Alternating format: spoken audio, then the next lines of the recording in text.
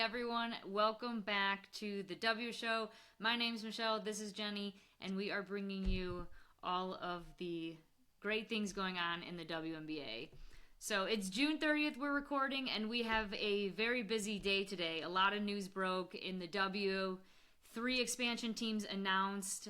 The first one coming to Cleveland in 2028, Detroit the following year, and then Philly in 2030. But also the All-Star starters were announced. Nafisa Collier, Caitlin Clark are going to be captains. And then we got the other 8 that will also be available to be drafted by them. But first we're going to start with NaLyssa Smith from the Dallas Wings, played the first 3 seasons in Indiana, is traded to the Las Vegas Aces for a 2027 first-round draft pick. And Jennie, I know you touched on this in earlier episodes that the Aces needed help in the front court. So what do you make of it? Yeah, this trade should be labeled desperate for depth. Desperate for depth. That is what this is because I hate that the Aces are giving away a first round pick for NaLyssa Smith. I understand why they're doing it to save this season. They want that depth there. NaLyssa Smith has had a better than average season for herself. And yeah, I do think she's going to help the Aces. But for me, these rookies are not rookies anymore. I mean, we see it this season, these rookies are coming in and they're coming in as starters. They're ready for this game. So giving away a first round pick, you might be giving away a starter to a team that's building already with the Wings. So I think the Wings won that trade. I might be wrong, but we'll have to see how NaLyssa Smith performs. What do you think? Uh, Definitely, that's great insight. We're waiting to see when Gustafson comes back, as well as Parker Tyus. And then even, years coming forward. Obviously, the Aces need help right now, and they thought that a first-round pick in 2027 was worth it. So, heartbreaking for the Wings. It seems like Smith was getting established down there in Dallas during their rebuild. But look, the Aces needed to make some moves, and they definitely did. Okay, jumping over to the All-Star game. So in Indianapolis this year, as I mentioned earlier, Caitlin Clark, Nafisa Collier, they are going to be the captains. They are going to draft their other 4 starters for their teams. So I'll read them off real quick. You have Aaliyah Boston, Paige Beckers, Alicia Gray, Sabrina Ionescu, Nneka Ogwumike, Satu Sabli, Brianna Stewart, and Asia Wilson. If you were Caitlin Clark or Nafisa Collier, who would be your first pick? I mean, listen, if you're Caitlin Clark and you don't take Aaliyah Boston, you might have some Fever fans angry at you. Gotta go with Aaliyah Boston. The chemistry is just insane, out of this world. Nafisa Collier, though, I'd be looking at Alicia Gray or even Satu Sabli. Their numbers they're putting up are just crazy right now. And I will gladly eat my words on the first episode when I said the Phoenix Mercury would not make the playoffs. And, Sabli has been consistent throughout. Thomas, when, she suffered some injury, was out for some games, and then even Copper. So some of the veterans on that team, Kalani Brown, Sammy Whitcomb, Satu Sabli, when Copper and Thomas were out, I mean, they're putting together some really good games, getting some great results. They did drop one on Sunday at home to the Aces. And this was a big win for the Aces. Look, in their last 5, they are 3-2, but they lost 3 in a row before they beat Indiana at home on June 22nd. Then they got, an injury-prone Connecticut team. Mabry is out, I believe, out 4 to 6 weeks, and then lost at home to the Mystics by 11. So this was a good win for them. Then coming up, they traveled to Indianapolis. So the Fever's going to want that one after dropping an earlier one to them. What are you thinking? Yeah, they're coming for revenge for sure. Yeah. And I need to walk myself back here for a second because I'm looking at this all-star list. And if Nafisa Collier doesn't put together a Yukon super team, then Ooh. I don't know what she's thinking. If she doesn't pick Stewie and Paige Beckers to play on the team with her, I mean, come on, that's legendary. Yeah. And I'm sure that you'll see Gino on the sidelines. Everyone's going to be there. Yeah. All right. And then jumping ahead. So we are recording this on Monday. We're not going to touch on the Commissioner's Cup because by the time this comes out, the Commissioner Cup's going to be over. As I mentioned earlier, Vegas is at Indiana on Thursday. Vegas won that game in the earlier matchup. Now they go into Gamebridge.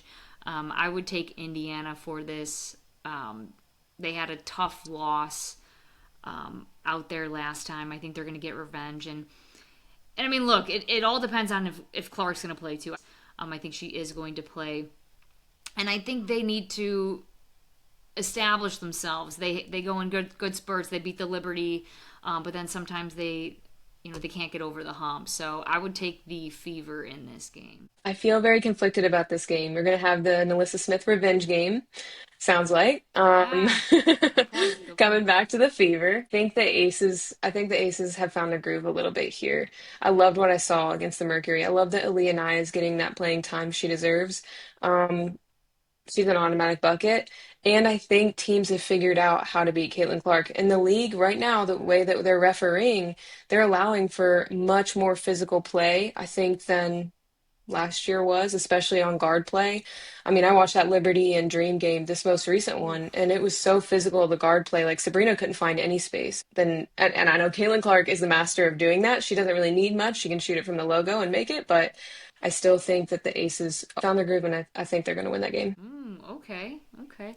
Yeah, it'll be interesting. Look, I mean, we saw the Valkyries when they played the Fever defend Clark so beautifully that head coach Natalie Nakase came out after the game and said, "Look, we know that she doesn't like physicality, and we just threw everything at her." And then the Seattle Storm, who Fever went to after, kind of saw the recipe for success, right? Clark played 31 minutes. She's 3 for 13 with 0 for 6 from 3. We know she's in a shooting slump, but she's going to shoot herself out of it. And she ended with 6 points and 8 turnovers, right? And they still won the game. So here's your pros and cons where Clark can have an off game, and I think she had like 9 assists or something like that. And the Fever can still be successful. Again, the Seattle Storm are a great team. In my opinion, they're top 4, top 5, and Yeah, their backcourt, the way they defend. I mean, we saw it right there. Gabby Williams. You know what? Defensive Player of the Year. Yeah. I want to change. I want to change that. But anyways, so I think there's a positive there where the Fever can still be successful and Caitlin Clark can still contribute while not scoring the ball. The Valkyries head to Minnesota on Saturday. So I am looking forward to that game. The Minnesota Lynx, they are like a well-oiled machine. They all know their role. And you can see that there's a trust built within them too. And I think the Valkyries are getting there in their own way. You know, they kind of have this like swagger about them, like, yeah, no one thought we'd be good, and like here we are, and when we win, we sometimes win big. So I think the pace is there, the defensive tenacity. Same thing you're going to see from Minnesota on the defensive end. And both teams like to shoot a lot of threes. So I'm going to pick the Lynx. I'm excited about this game. I'm potentially going to be at this game. I think the Lynx is going to come away with it because they're just too good. They're too seasoned. But the Valkyries are exciting to watch. I love watching the Golden State Valkyries.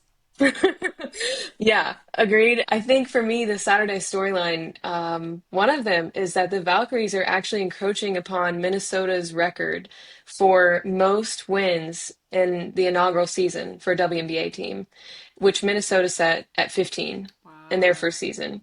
So the Valkyries have 9 wins, and that season, when Minnesota started, there were only 32 games in the season. So the Valkyries Ooh. have plenty of time to Yeah. hit that record and there won't be an asterisk next to it. How could I pick against the Valkyries? But how could you pick against the Lynx too? So, um, Fee's back. I think they're going to win Saturday too. All right, so before we close out the show, we just want to give you some wild predictions that we have going into next week. So, Jenny, go ahead and start us off. My wild prediction is that the Valkyries are going to beat the Fever next Wednesday at the Fever. Ooh. I don't know if that's so wild the way that these teams have been performing, but yeah, I mean, they did beat the Fever at home by 11. So I think that's pretty wild. I mean, at home, Indiana's going to lose at home to the Valkyries? We'll see, right? My wild prediction is going to be so Angel Reese recently made history, fourth consecutive game with 15 or more rebounds. Their next game is Sunday at Minnesota. I think she continues that. I think she continues to make history. It's going to be the 5th consecutive day. Partly, too, is because, look, on Sunday, the Sky and the Lynx both played. We know the Lynx are playing on Tuesday because they're hosting the Fever in the Commissioner's Cup. And then Thursday, they play. Saturday, they play the Lynx. And then Sunday, they play the Sky. So the Lynx have a lot of games. They're playing. That's going to be their 4th game. And the Sky, their next game, is at the Lynx. I'm solely going off of just load management here, but give me Angel Reese 5th consecutive game with 15 or more rebounds. All right. She had 19 last season against Minnesota with Collier playing, so it's possible. It is possible. Anything is possible. And that is our show. Thank you all for tuning in. We'll be back next week, but let us know what you're thinking. Give us a like, subscribe, or comment below. Anything you agree or disagree with. All right, see you next week.